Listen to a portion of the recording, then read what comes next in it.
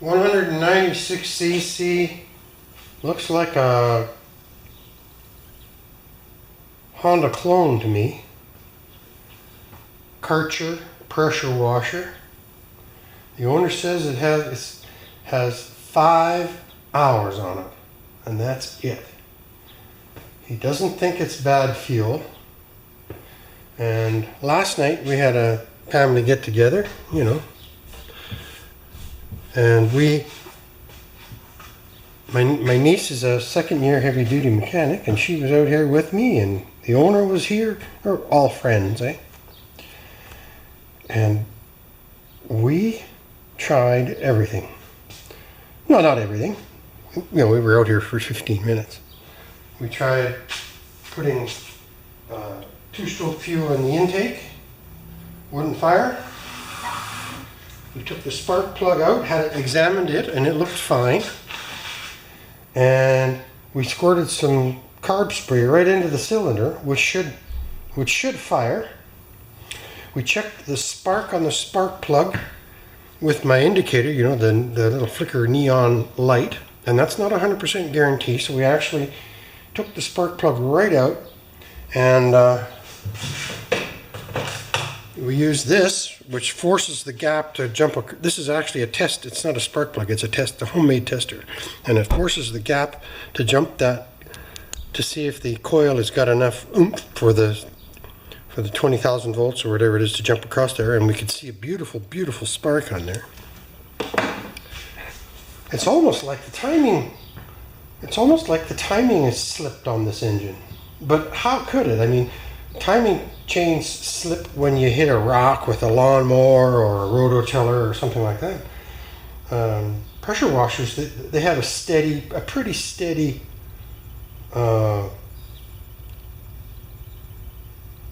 load. That's what I was looking for, the word load. So I'm just going to yank it a couple more times. We're going to do kind of what we tried last night. Yes, there's no water connected, but you can run these for very short periods of time, like start them up, they run, you shut them off. So let's just try a few things. It sat overnight. The only adjustment, unfortunately for us, is this on-off button. So it must have an automatic choke, which is closed right now.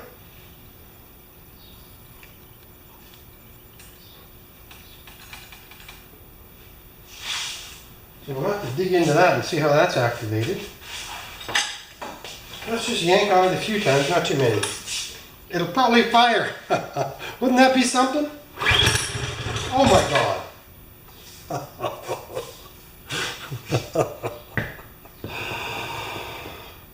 Lordy! Okay, what's the fuel look like?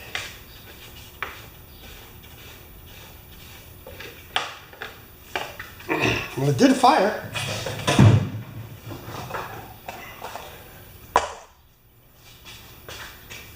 I need my... Oh, I didn't expect that. Here I thought we were going to have to stick her under the microscope right off the bat. But we're just going to take a tiny bit of fuel out of there. I'm sure the fuel's good because this guy is diligent, and he says he's watched every YouTube video on every pressure washer there is, and the fuel looks just great, right? So now let's just see if it starts up. That's just too weird, guys.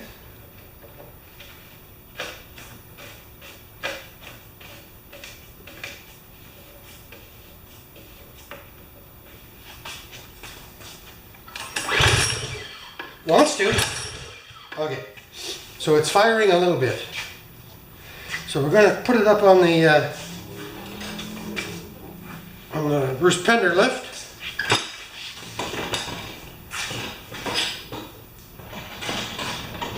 And I'm going to just see how much, we're going to clean the carburetor, I think.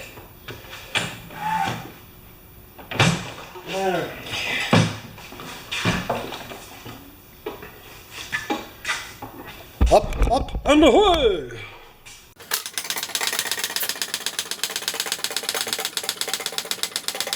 I'm going to leave it at this height and try it a couple more times just to see if it catches.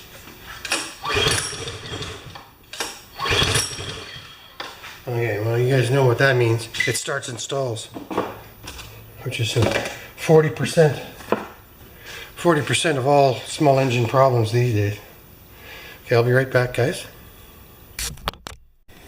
All right, it's got one of those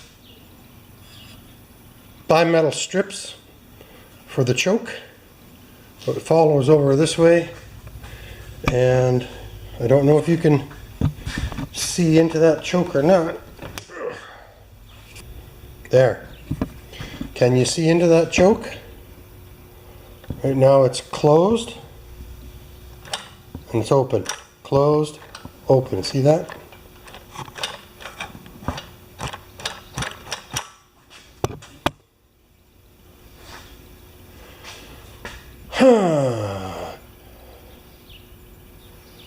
I'm surprised it even fired at all. So I'm going to have another look at the spark plug and see what's cooking there. Yes, it's pretty much soaking wet, eh?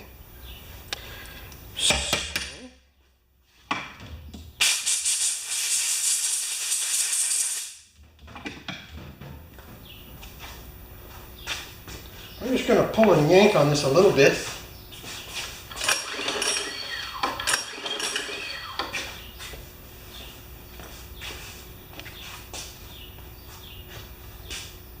Put the plug back in and see if it burps.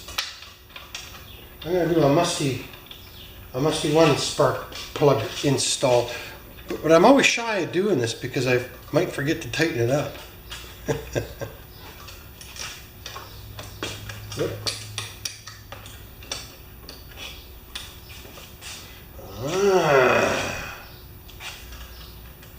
I tell you, I'm not a fan of these pressure washers with automatic chokes.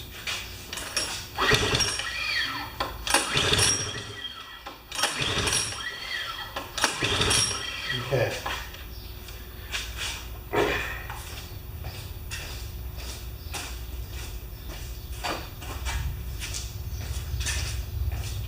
So this is an experiment.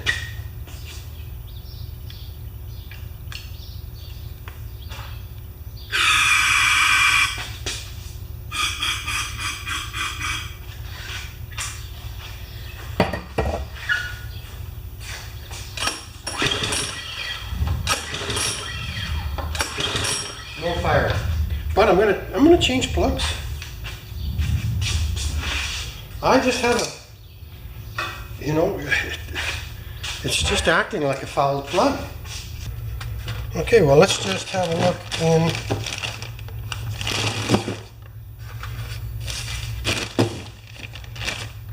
the RJ19LM bag. And that's a little short.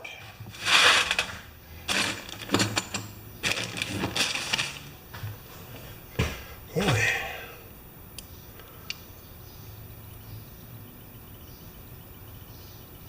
Well, that's one thread difference. I don't think I have one of these oddball guys, eh? Let's get the electric meter.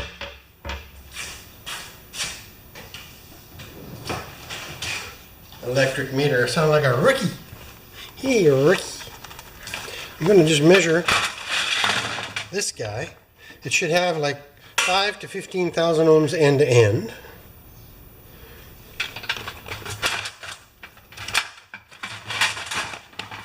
I don't know if you guys can read that or not. Take the little reflection away. There. Okay, end to end. 38,000. That's pretty high to me. Now let's see if it has any leakage to ground from the center anode. No. Measures good. But that seems high to me. 33K.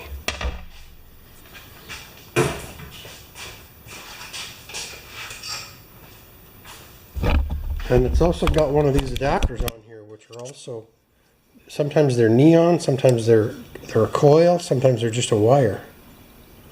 Well,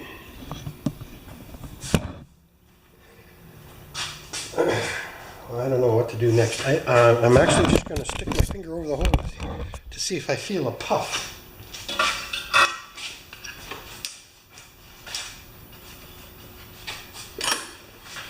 There's suction, there's intake, and compression. I think the carburetor's plugged, but the owner says that he's had the carburetor off 3 or 4 times. And it might be part of the problem as well.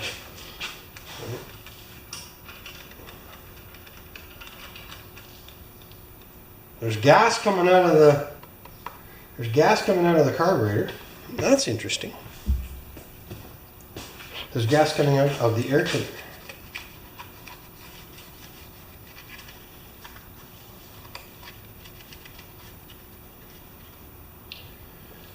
Huh.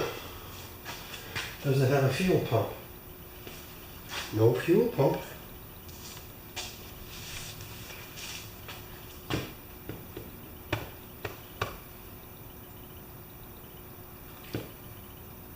So when you inherit something like this that's been taken apart multiple times, you have to kind of go right back to the basics. I am going to try one of these spark plugs that isn't so long. This BP4ES is exactly the right length, so just to find out.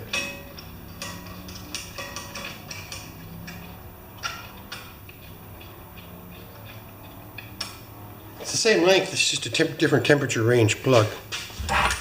But for this purpose, it'll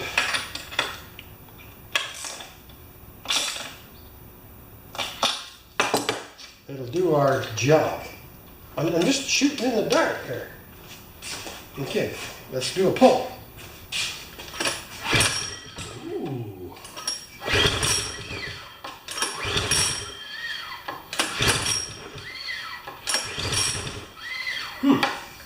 Okay.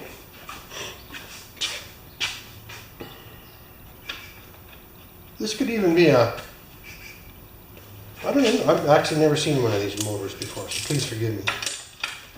I've got a big pressure washer engine in the shed that runs. Okay. Same thing. So it wants to start, but it's not getting gas.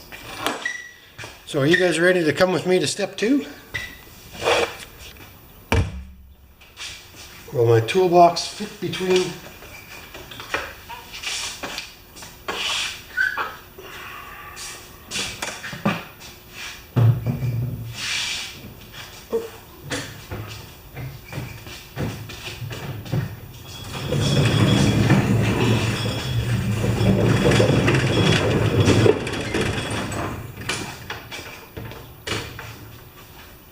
Now, let's get that carburetor off of there.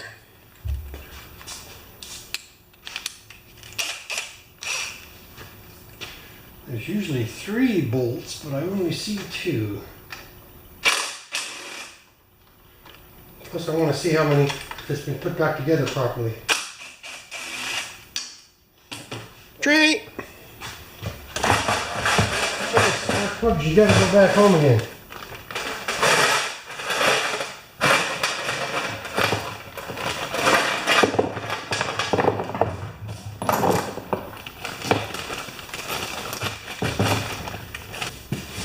I'll be right back. I gotta clean up. Alright, I'm just taking off the carburetor. Please forgive me. This is a newer type of a clamp on this. This is the choke. And it goes into this little hole here, and then this just comes over and clamps onto there like that. I won't do it. You can see. So that's nice how that comes off. I like that. I don't mind that actually. And now I've just pulled up the carburetor throttle, and you just turn it this way, and then this pulls out. I'll just put that back in there again for you. I don't know if you saw it. One moment, please. I gotta work with no hands. Look, come on, no hands. Okay. So there we are on the typical Honda choke. or typical Honda throttle, excuse me. You open the throttle and you lift up. You just lift up on that rod and it pulls out. It's like magic. And then the spring, of course, comes off. And we've got one left on the choke. I don't know if we can get it out and then disconnect it. Yes, we can. So we just pulled it off, and then it's on a Z bend, I think. There. That's a Z bend. So now we're going to see if this carburetor is dirty. I doubt it. The gentleman that was working on this said that he cleaned every part of this carburetor, but he doesn't do this every day. And this has all been pretty mangled from being taken apart so many times. Maybe there's a chunk of that rubber. This is all pieces of rubber that are coming off that, eh? Oops.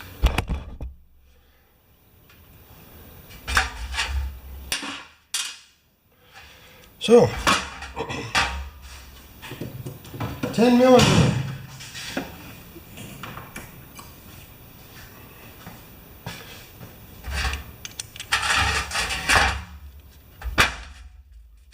Oh, young people really like to tighten stuff up. I was no different.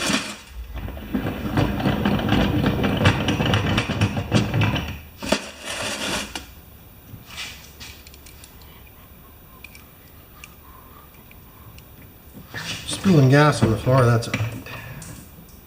Oh, it's full. It's really full. Okay, I gotta get a mop and clean that up. So I'm trying to get this bowl off here, eh?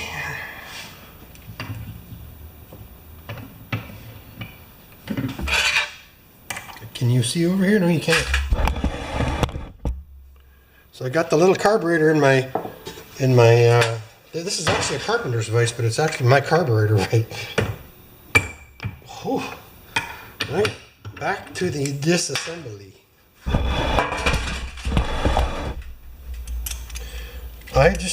It just doesn't feel right, you know? It should be running. The way he explained to me that he cleaned this, well,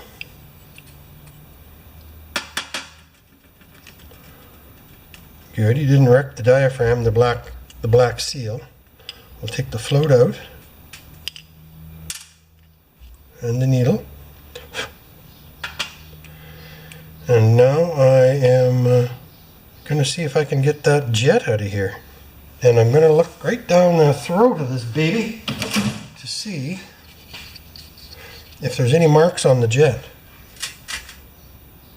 No, I don't think he's had this jet out. If he did, he was very careful with it. So right inside there, there's a jet.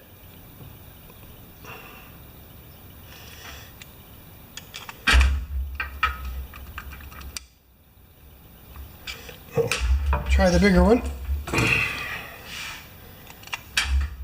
Oh, that fits good. It's perfect.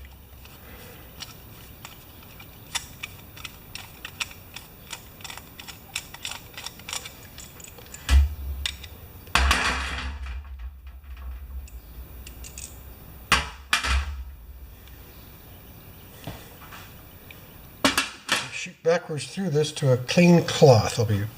Well, I'll just edit this out. Well, a fairly clean cloth, eh?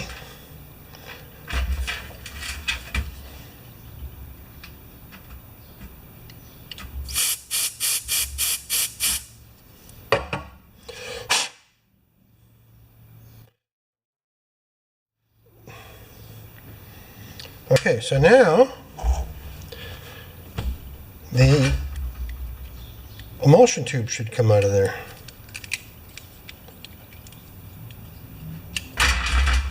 And the emulsion tube is just the top of the brass jet that comes into the center of the carburetor. You put a screwdriver in there and you should be able to push it out. Bink.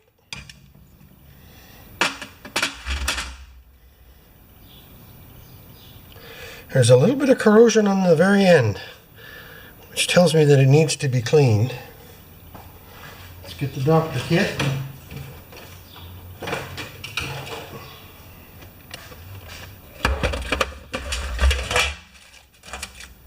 I don't know if this wire is too big or not. It's pretty big. That's working. One.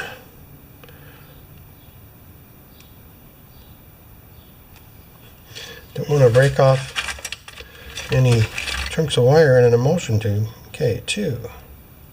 Okay, if we're down to this level, it should be running but sputtering. 3. Oh, there's a couple small guys there. They all look clean though. But if we squirt down the end, we should see an exit of all of the different holes.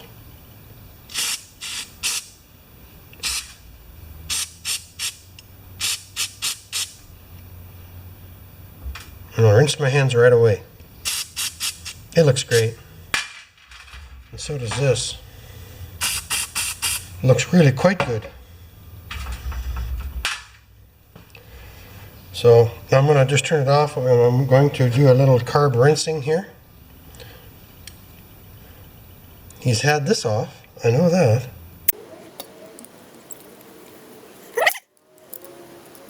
So this little jet just pulls out once you get that cap off of there. Just like that. And these are usually very small. Oh! Nothing. Nothing, honey. And I saw a little tiny black piece of seal. Oh, it's coming. Just barely, though. So...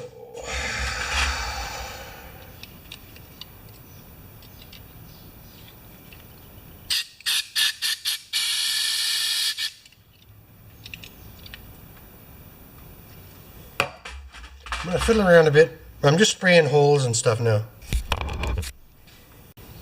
Alright. I did discover something. Look at this, guys. This is right against the motor. And it almost, I don't know, it almost looks to me like somebody used some gray, what do you call it? Gray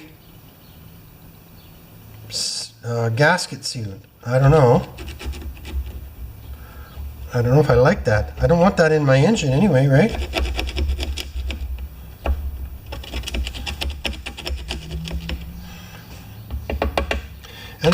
And I started noticing it flaking off down over here.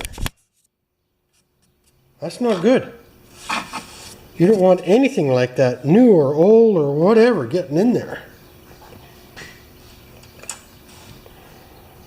So I don't know if the person before me, and you know what, when I was young, I did it, and that's how you learn, but it's unfortunate. If you did use a gasket sealer on here, it really does look like it to me.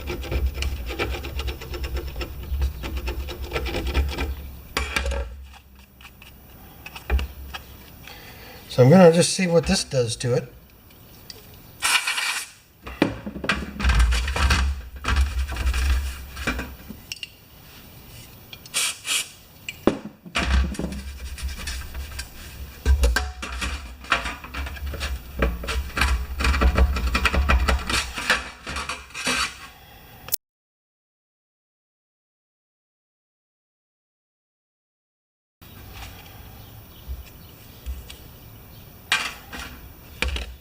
I don't normally use carb spray on gaskets, but in this particular case, I'm going to clean them up with carb spray. See, there's some more of that stuff on there, right?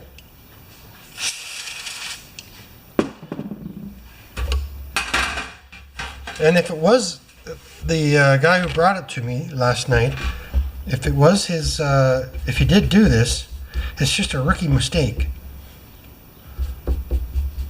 Don't ever put anything gooey on your intake manifold, unless I guess you're a trained professional. Just reassembling now. We've got a washer, a cover, throttle,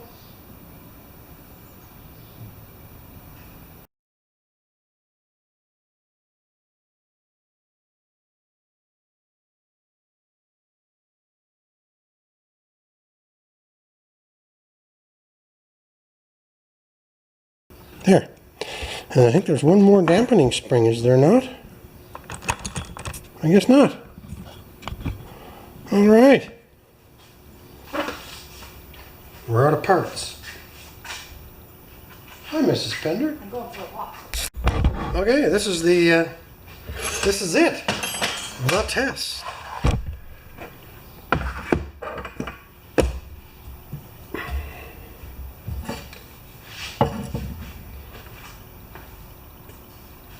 Choke is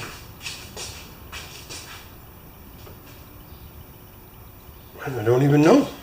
Should be closed, right? Yes, choke's closed. And on the last one I repaired of these, not the same model, but this choke rod came across right down in there. Came across and was touching on the high tension wire of the spark plug. So that could go down there and the same thing could happen. So that's kind of a hokey deal, eh? Right there. So I got to change batteries and we'll start her up. I don't know.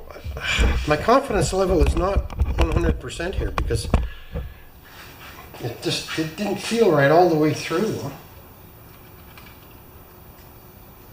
Okay, let's try her. Ooh, that's a good sign.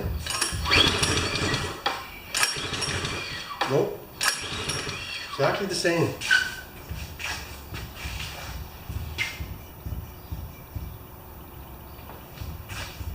I wonder if something's stuck in the intake valve. Arrgh.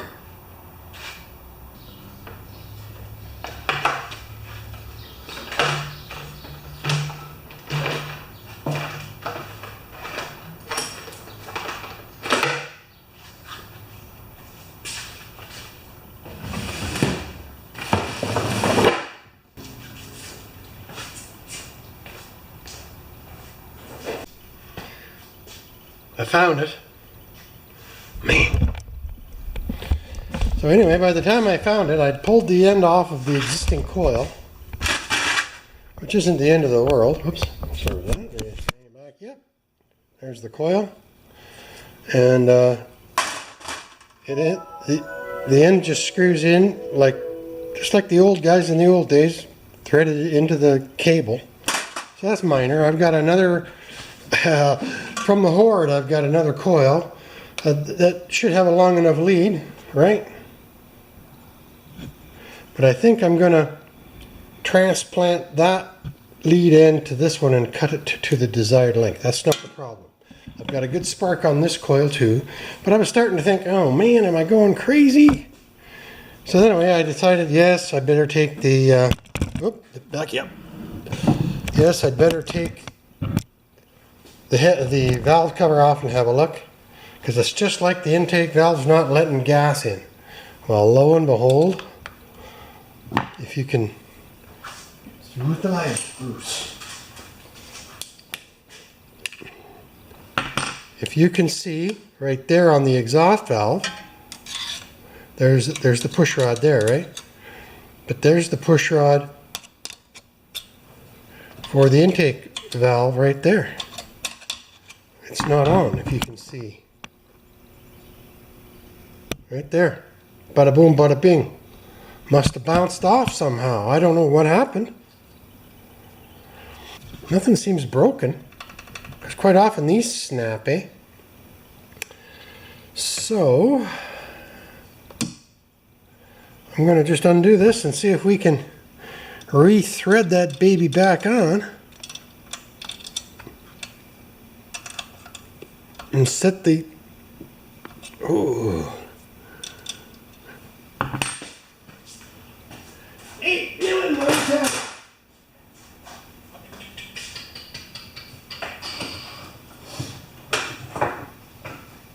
Trying to release the push rod adjuster.